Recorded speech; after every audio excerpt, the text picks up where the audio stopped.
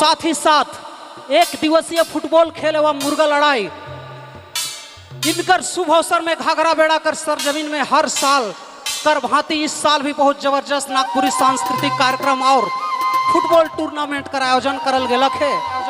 जितने भी संगीत प्रेमी आए सबके नया साल 2026 कर हैप्पी न्यू ईयर।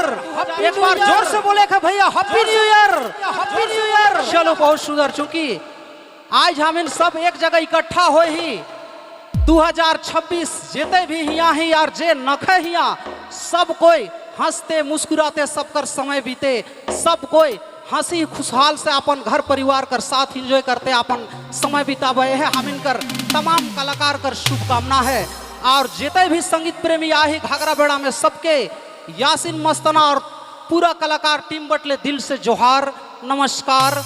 और चलू एक से बढ़कर एक झारखंड कर कलाकार हस्ती आवल हैं, सबके बारी बारी से मौका देवे लागल ही सब और इनकर बीच मुखातिब रहबे बनल रहबे जब तक ही कार्यक्रम चली।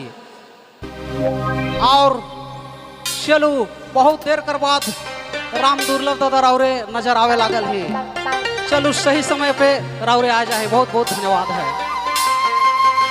और काजल जी और सोना जी आप यहाँ से मोड़ को चेंज करते हैं, आप सभी लोग मंच पे आएंगे। एकल गाना बहुत हुआ, अब गीत के साथ डांस भी चलेगा।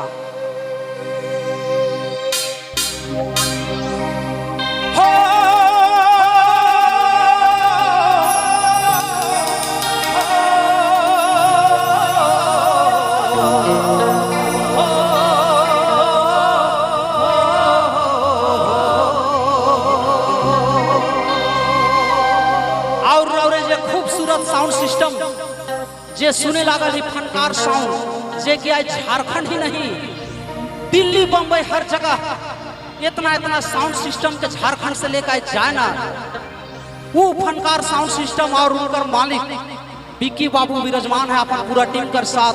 कुछ देर कर बाद बिकी भाई के भी मंच बुलाल जाए और पूरा घाघरा बेड़ा कर कमेटी कर साथ उनके सम्मानित करल जाए। तो आज जैसन ऐसा हमारे झारखंड में कलाकार कर साथ साथ पहले हम इन दिल्ली में गीत गावे जात रही तो दिल्ली कर साउंड रहत रहे, लेकिन 2-3 साल से हम इनकर फनकार साउंड के दिल्ली बुलाल जाला, मुंबई बुलाल जाली। हम इनकर लिए झारखंड वासी कर लिए बहुत सौभाग्य और खुशी कर बात है। तो चलो आज वैसन साउंड सिस्टम आज घाघरा बेड़ा कर सरजमीन में लागल है, सब एंजॉय करो। और साथ ही स्टूडियो म्यूजिशियन पायल बैंड भी विराजमान है, पायल बैंड और दो मांदर सम्राट और प्रभात बाबू हिने आओ, रावरे हिने आओ। चूंकि बहुत कम समय में यंग लड़का रावरिन जे देखे लागल ही नौजवान आज बहुत कम समय में प्रभात साहब सोशल मीडिया में छाए गए हैं और नागपुरी जगत में एक से बढ़कर अपन एंकरिंग से सबके रिझात है और तमाम झारखंड वासी कर दिल में बसल है। वाकई में रावरे हमारे झारखंड के लिए हम इनकर लिए गर्व कर बात है। ऐसा ऐसा कलाकार रावरिन पैदा ले हम इन दिल से शुक्रिया अदा करेले रावरिन कर। चलो भैया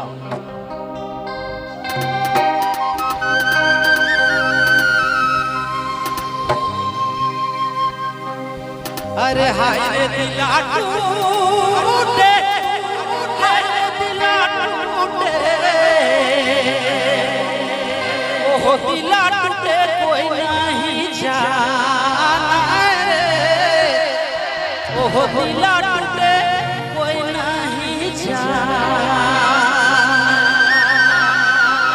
चलो सब सही एंजॉय करे करे भाई बहन, जैसे नाचे लागल ही ऊपर दुगुना नाचे खड़ा और उनके आई नया साल है एखन नाचा तो साल भर नाचते रहो, चले सबके एंजॉय करे करे। इतना खूबसूरत नृत्यंगना डांसर आज राउंड कर बीच बनल हैं। चलो भैया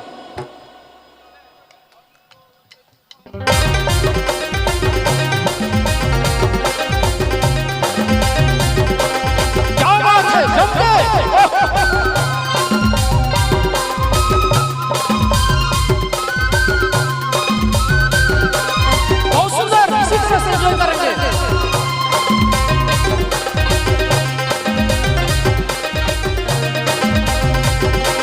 क्या बात है।